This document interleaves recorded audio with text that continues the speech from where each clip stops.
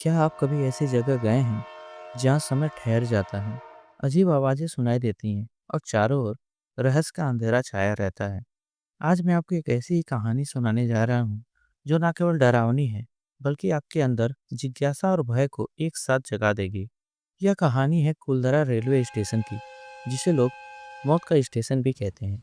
पर क्या सच्चाई वास्तव में वैसी ही है जैसे लोग कहते हैं? तो चलिए इस सफ़र की शुरुआत करते हैं।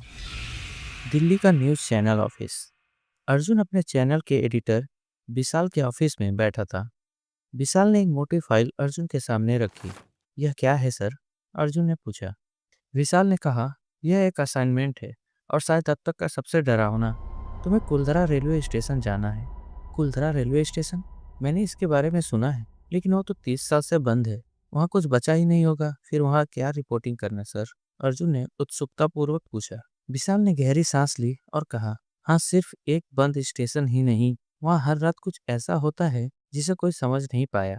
गांव वाले कहते हैं कि वहाँ एक भूतिया ट्रेन आती है, जो भी उस ट्रेन में गया वो वापस नहीं लौटा। मैं चाहता हूँ कि तुम जाकर यह पता करो कि क्या यह सिर्फ अफवाह है या इसमें कोई सच्चाई भी है। अर्जुन को चुनौतियों से प्यार था। उसने मुस्कुराते हुए कहा, मैं कल ही वहाँ के लिए निकलता हूँ। अगले दिन अर्जुन कुलधरा गांव पहुंचा। यह गांव स्टेशन के करीब था। गांव में एक अजीब सा सन्नाटा पसरा हुआ था। लोग उसे अजीब नजरों से देख रहे थे। गांव के एक चाय के ढाबे पर अर्जुन ने एक बुजुर्ग से बात करने की कोशिश की। बाबा, कुलधरा स्टेशन के बारे में कुछ बताइए। बुजुर्ग का चेहरा सफेद पड़ गया। उसने अर्जुन की तरफ देखा और कहा, बेटा, उस जगह का नाम भी मत लो। वह जगह शापित है। वहां जाने वाले लोग कभी वापस नहीं लौटते। पर ऐसा क्यों?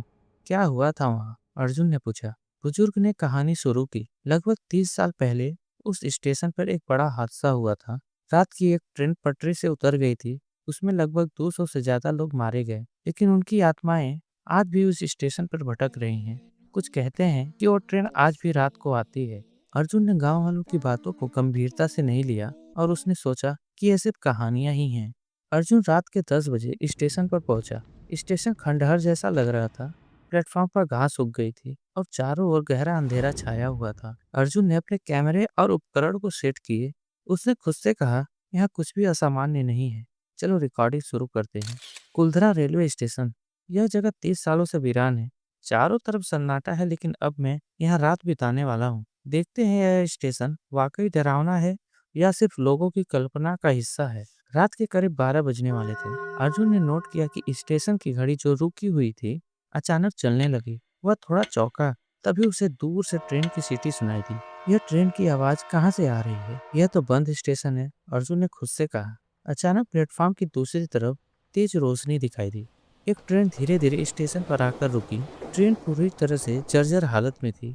खिड़कियों पर खून के निशान थे और ट्रेन के डब्बों से अजीब सी आवाजें आ रही थी। अर्जुन को अपनी आंखों पर विश्वास नहीं हुआ। यह असली है या मेरा वहम? उसने कैमरे की स्क्रीन को देखा। ट्रेन वास्तव में रिकॉर्ड हो रही थी। तभी एक खिड़की से किसी का चेहरा झांकता दिखाई दिया। अर्जुन ने हिम्मत उठाई और ट्रेन के अंदर जाने का फैसला किया। जैसे ही वह ट्रेन में चढ़ा, ट्रेन के अंदर का माहौल और भी डरावना था।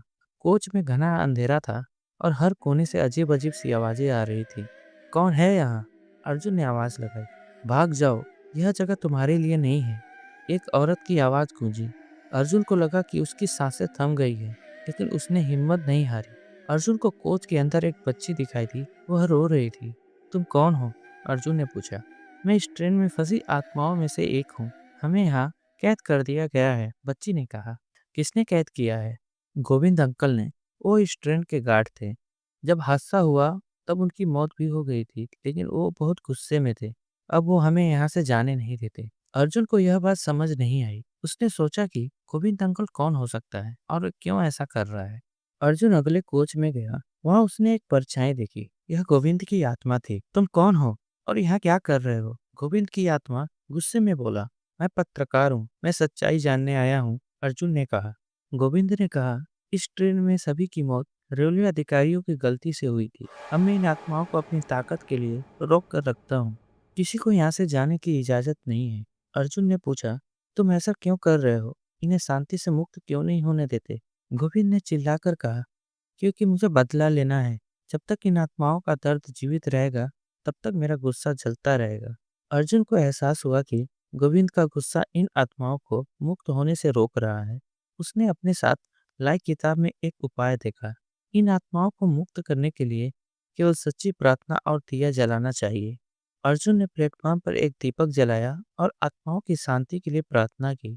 अचानक ट्रेन तेज रोशनी के साथ गायब हो गई और आत्माओं के चेहरे शांत हो गए और वह मुक्त हो गए। गोविंद की आत्मा भी रोने लगी। उसने अर्जुन का धन्यवाद किया और कहा, तुमने मेरी आंखें खोल दी। अब मैं भी मुक्त हो सकता हूँ। दोस्तों, इस कहानी का अंत अर्जुन अपने दर्शकों से कहता है, यह कहानी हमें सिखाती है कि गुस्सा और बदले की भावना विनाश लाती है, लेकिन सच्ची प्रार्थना और शांति हर आत्मा को मुक्ति दे सकती है। तो दोस्तों, आप क्या सोचते हैं इस बारे में? हमें कमेंट करके ज़रूर बताएं। तो दोस्तों, हमारी आज की यह कहानी यहीं तक थी।